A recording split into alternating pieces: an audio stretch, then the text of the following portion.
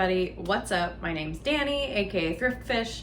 I'm an online fashion reseller, so I sell secondhand fashion on Poshmark and eBay full-time, and it is Friday once again.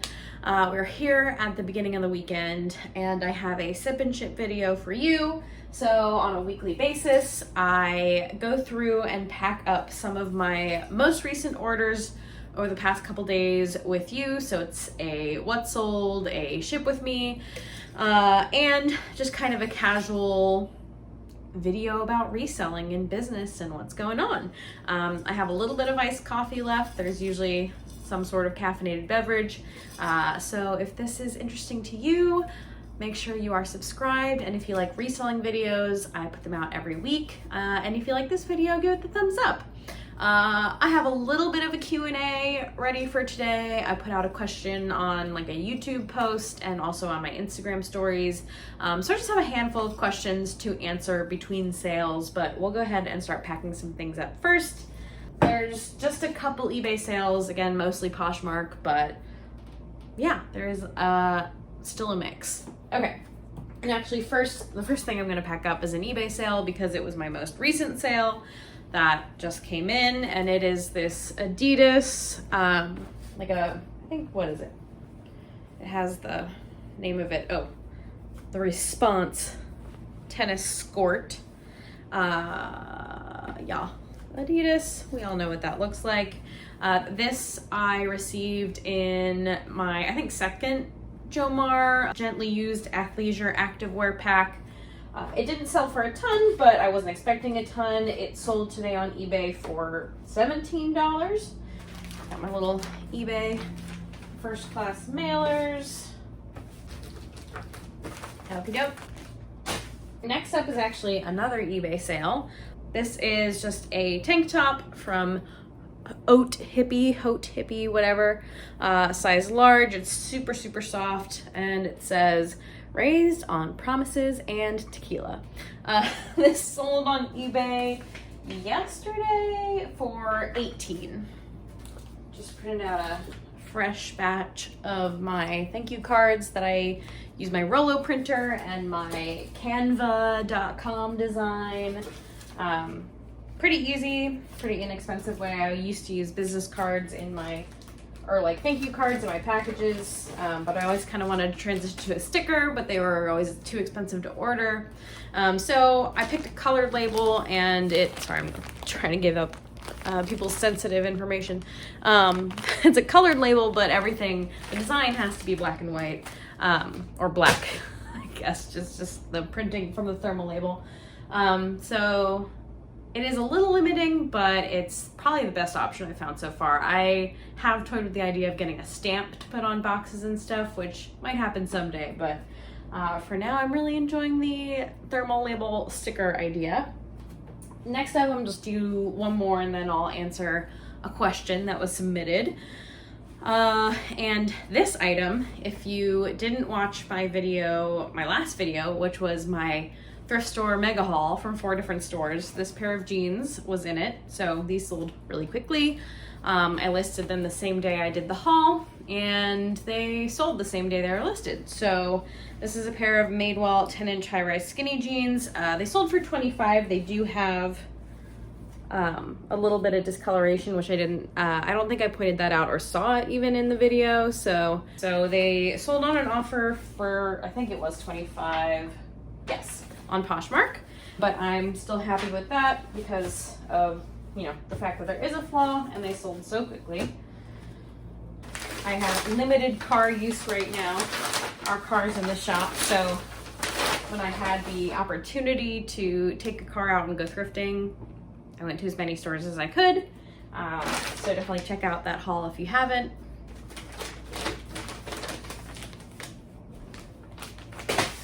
All right, moving on, let's answer a question. I have all my questions and answers written down to make sure I think about these things before I just mumble on camera. But the first question I'm going to answer was, what was my most ridiculous case that I've ever gotten? And I'm actually going to talk about a case not from Poshmark, not from eBay, although I could probably tell one from eBay.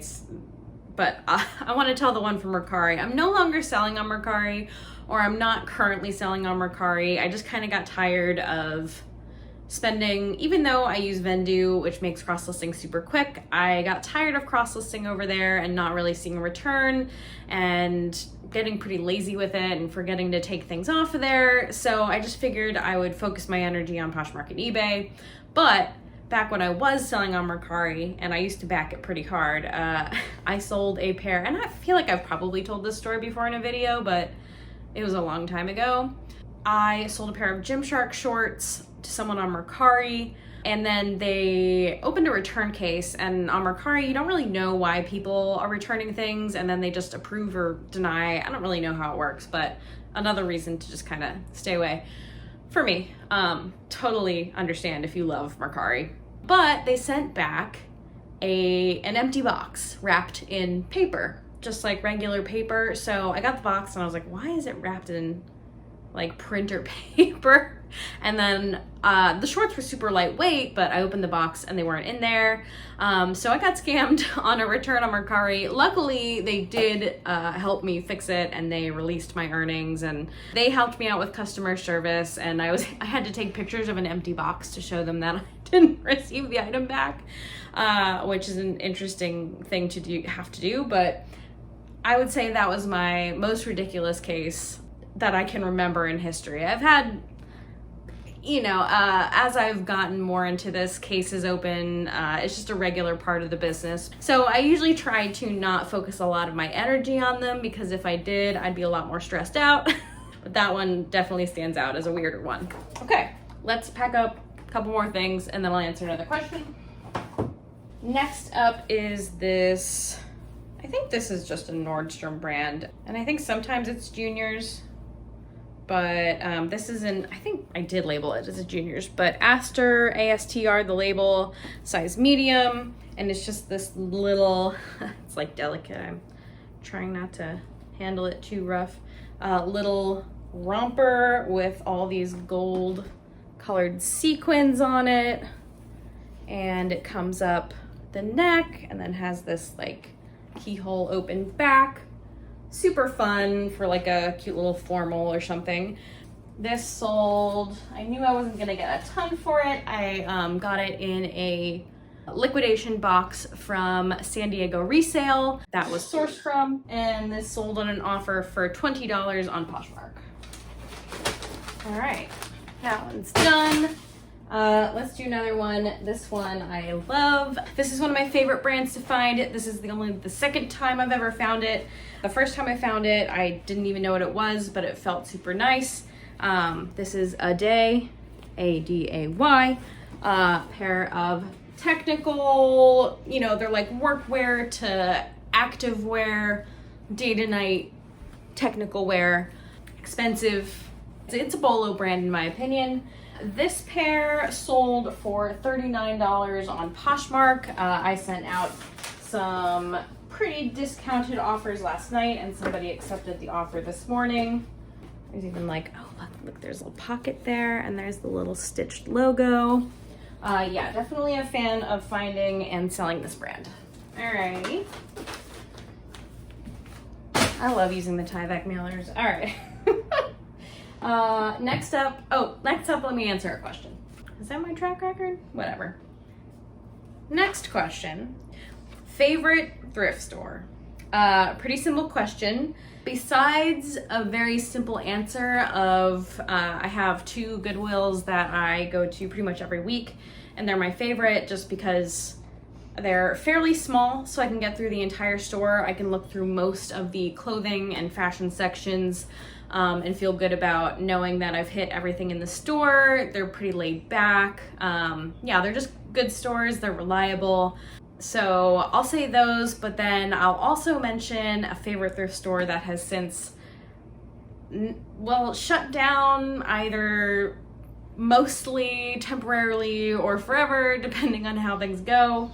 But I used to, before lockdown with coronavirus and everything happened, I was frequenting the ThredUp warehouse in Pennsylvania, and they had an outlet store that they were running out of their warehouse, and you can get things from thredUP by the pound and individually priced just in this small little very small section of their warehouse. But the couple times that I was able to go there before they stopped operation was amazing. They have not been open.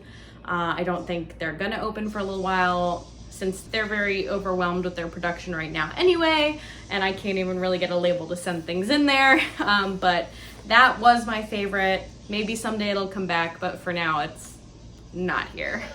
So there's a current and a past answer for that one. Next thing I'm gonna pack up is a bundle. I've been getting bundles lately and I love it. The day that I went out all day and sourced, I was pretty relieved because I had two separate, this is not one of them, but I had two separate bundles put together. All I had to do was send offers, but I'll be packing up those later, so I'll tell you about them. But this is actually a men's bundle, which is fun, which is this really nice Frank and Oak sweater, size medium. I love this thing. Super nice. And this pair of Acne Studios jeans, which I found fairly recently. So pretty excited to sell a men's bundle. I don't often get to do that. Oh, and let me tell you, the men's bundle sold for $50 on Poshmark. Yeah, I think I've only sold one 2-item shipment on eBay ever. And I was like, I don't know how this happened, but it did, so I'm just going with it. The buyer knew more about it than I did, which was nice. However, if somebody asks me to do in the future, I will need to phone a friend. Thank you very much for your purchase. Next up, let's do a sweater, and then I'll switch back to a question. Here is, sweaters are selling. Notice the last one I had that was a nice fall bundle. I think those jeans and that sweater go together. But a sweater sold. Here's another sweater sale. Yeah, seems like people are thinking about fall. So Free People, size small. This is the softly structured sweater. When I talk about Free People, if it's clothing, I'm typically looking for chunkier sweaters. Yeah, that's like one of the most reliable things for me with Free People is chunky sweaters. Chunky, oversized, because not all Free People sells alike. Thinking about taking a video to delve a little bit deeper into some of the things I look out for in my top brands.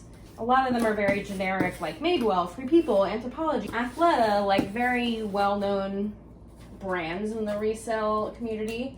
So I think it would be, let me know if you'd be interested in hearing what specific things I look for in those brands. I've already kind of been thinking about that. So let me know in the comments if you'd be interested in that. Okay. I almost did that. I almost just started talking about it on this one, but I wanted to do a Q&A. It has been a minute. Okay, and speaking of that,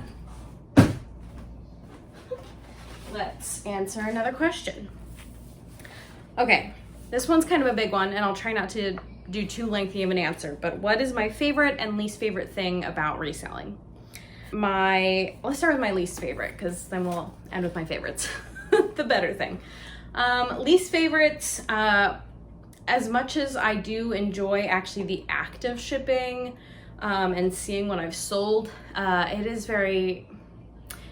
like a pretty physical thing for me, so I don't often have the motivation to jump into it.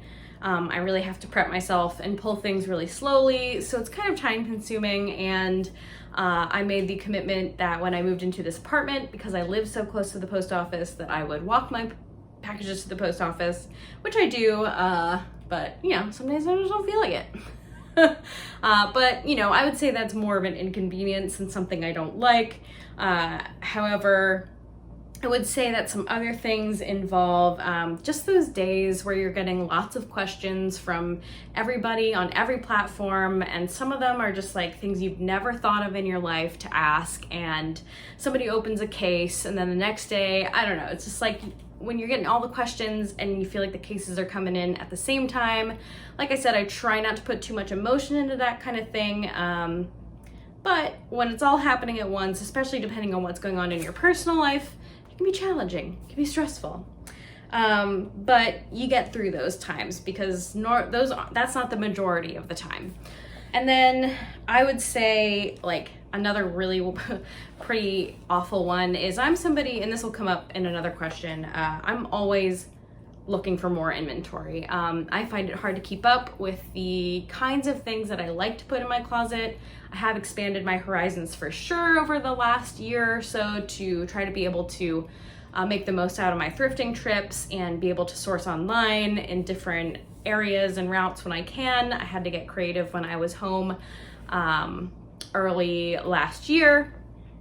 But I would say when you go to the thrift store and you're like, I need to get inventory, and even if you go to a couple stores and there's nothing there, and you're like, how is there nothing here? Yeah, and especially if that happens a couple times in a row, that can be really discouraging. I've had those times where, it's just a bad couple of weeks in a row with sourcing, and it really feels like it hinders your business, or it hindered my business at the time. Luckily, like I said, I have kind of more outlets now, but I have experienced that in the past. I'm sure I'll experience it in the future.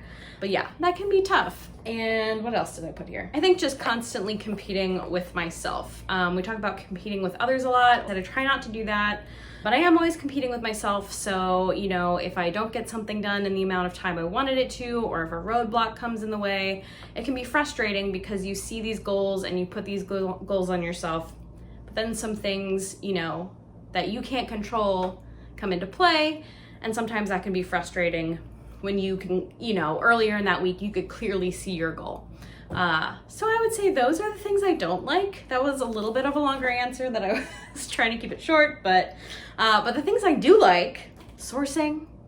I mean, come on. I know the majority of us do. Some of us have different business models, but the majority of us like sourcing.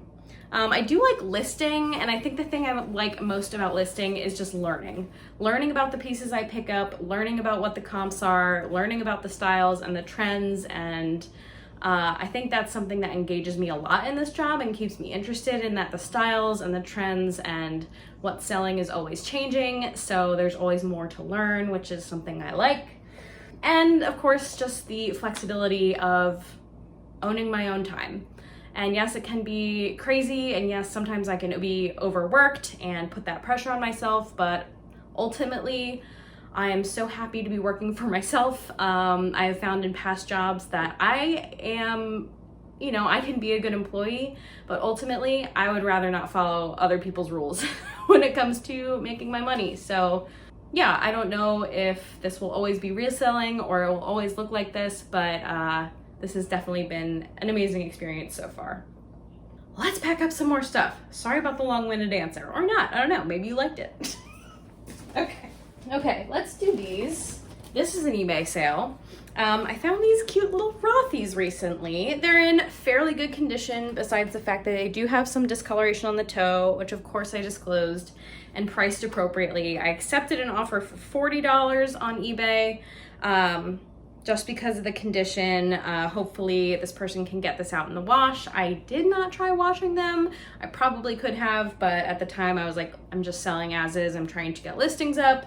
And I'm pretty happy with $40 because these were not priced up too high at the thrift store. So that's that for that. And they're pretty basic style. You can probably still buy them on the retail website. So much talking. I need and coffee. Okay. Let's do, I have another bundle here. This is one of the bundles from the other day when I went sourcing, and it's a 4-piece bundle that sold for $76, and it includes this adorable geometric pattern. Actually, that's the back. But it has a cute back. Little geometric pattern Bowden dress. Little sheath dress with a cool little back there. There's the tag. So that's one piece. This is another. This is a Prana skirt I recently picked up. Cute little button front skirt from Piranha. It includes this. Oh, no. Wrong one. This Rebecca Taylor dress. No, where is it? Ah, there it is. It's hiding in the bottom. This blue Rebecca Taylor dress. I've had this one for a little while. So happy that that is going. This is a nice little cohesive bundle. And this pair of Anthropologie Hey Hey fun print joggers with the tuck stripe. Yeah, that's it. So this 4-piece bundle sold for $76 on Poshmark. All right, and then we'll just go on and do the bundle number 2 from that day. This was a 3-piece bundle, and that sold for $50 on Poshmark, and it consists of this airy turtleneck sweatshirt. There's the airy tag. There's the sweatshirt. We have this super cute COS COS shirt. It's navy with like the pleated sleeve detail. And this rivet and thread Madewell cute little sweatshirt. I mean, y'all just have great taste. That's what I think. That's one bundle. That's the last bundle. And it looks like I only have 3 or 4 more sales here, so I'm gonna have to finish up these questions as well. All right, let's see, what's the next question? Okay, here we go. This should work. I have 3 questions left. Do you try to keep to a certain cost per item? And I would say at this point I'm resting comfortably around $6 per item as my average cost, which, yeah, like I said, comfortable. That's good for me. I know that that is going to, for the items that I'm picking up, that will give me the return and the profit I need to run my business the way I like it. I would love to be able to lower that even further and of course expand my profit, but I am pretty happy with where I'm at right now. But that's what I try to do. When I'm in the store, I don't focus on that as much just because I thrift pretty much at the same couple of stores where I understand the pricing, and you know, maybe I go to a buy sell trade store and pay up a little bit, and looking at my cost for the month, which I keep track of in a spreadsheet. Maybe I'll try to go to the bins that month as well to try to even out my costs for the month. But when I'm in the store, like say like a Value Village where the prices range, I am really focused on, you know, what's the return of the specific item, and then usually the average, it ends up averaging out because I might buy a dress at $13, but I'll buy a couple bras at like $1 or $2 each. So that's kind of where I land, and that's where I like to stay for now. Here is another eBay sale. I guess I had more eBay sales than I thought, but this is a very cute pair of Madewell pants. There you go. I think that's like a newer, little bit of a more current label. These are spring 2020, yes, so fairly recent. This is a linen blend stripe pant with the drawstring elastic waist. Love these. They sold on eBay for $20. Okay, there we go. Another question. Swap them back and forth now. We're coming to the end. All right, next question. Would I ever consider, or do I have any interest in selling in a brick and mortar store in the future? Yes and no. I pretty much always see myself as being primarily online resale. It just works. Obviously it's what I've been doing, It's easier, the overhead costs are much lower, but I do have some interest in trying to do like pop-ups in the area that I'm in. It's very local business friendly, so I've been thinking about doing that. And also I have like this lofty goal of maybe at some point owning like a multi-purpose space where I could potentially sell a couple things out of there, but it would still mostly be like an office space for my resale business, plus, you know, some shared things with other artists, creators, local businesses in the area. That's like I said, lofty, that's a very future goal. But it is kind of like a brick and mortar experience. Yeah, so that's my answer to that one. Again, I don't have a whole lot of details there because it's future stuff, but yeah. All right, next up, what do I got? Okay, this is a pair of leggings that I think this was in my first Jomar Gently Used Activewear box. Manduka, which I found out they also make yoga mats that people like. There's the little logo on the back with the frog. So they're just like nice, pretty standard yoga leggings. And these sold on Poshmark for $24. They might have been full price too, which was pretty cool. Oh, I also got recently on Amazon, I finally went for the wasteless lint roller option. Got one of these brush things. You can like brush off the stuff inside of it. And I mean, it's kind of, the only thing I don't like about it is that you have to brush one specific way to get the stuff off. So if you're not like positioned in the right way, it's kind of awkward, but it does work. So just a little lint brush there. The dusting brush. Oh. Okay. All right. And last question and last sale. Last question.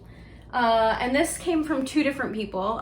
Funny enough, I think both questions on my YouTube post were budget related, or what do you save to reinvest? How much of your income do you reinvest in inventory? And like I've mentioned, I do try to keep to that $6 average of everything I'm picking up, but I don't really have like a strict budget. I know what my average spend cost is every month. I know around the percentage of what that might be for my out of my gross sales, but I really, like I said, I'm always trying to keep up with myself. I buy things, I list them. I go out and buy more things, I list them. I don't typically have a long line of things that are waiting for me to list them as I'm going out to get more inventory. That can be a problem sometimes when I'm always running out of inventory, but because I'm really buying like that, I'm listing and I'm seeing the money come in as I'm spending it. And I pretty much am able to get around the same amount of items each trip I make for the thrift stores. And then from there, I can see what I need to fill in with online orders or things like that. So I don't have a super strict budget, but I do have an idea of what it looks like every month and what the percentage is. And, you know, if I'm going a little over what I should be spending, or if I'm not spending as much as I normally would in a month. But yeah, so I don't have a super specific answer there, but there it is anyway. Okay, let's pack up this last sale, and it's a pretty good one I was pretty happy about. It is this pair of Free People green leather Mont Blanc sandals. I've sold this sort of style, but like the closed toe boot version, and those sold super well. I also had a tan pair of these that I found at the same time as these that sold for around the same price as these, but these are great. If you find these, you usually are gonna find like knockoff version, not knockoff, but people copying these, dupes of this style of shoe from Target, from all sorts of brands. But if you find the Free People one, they sell pretty well, pretty reliably. These sold for $50 on offer on Poshmark. I woke up to that offer yesterday and was pretty excited about it. So always nice to make a decent sale right first thing in the morning. That's it, and I'm gonna go ahead and pack these up and we'll wrap it up.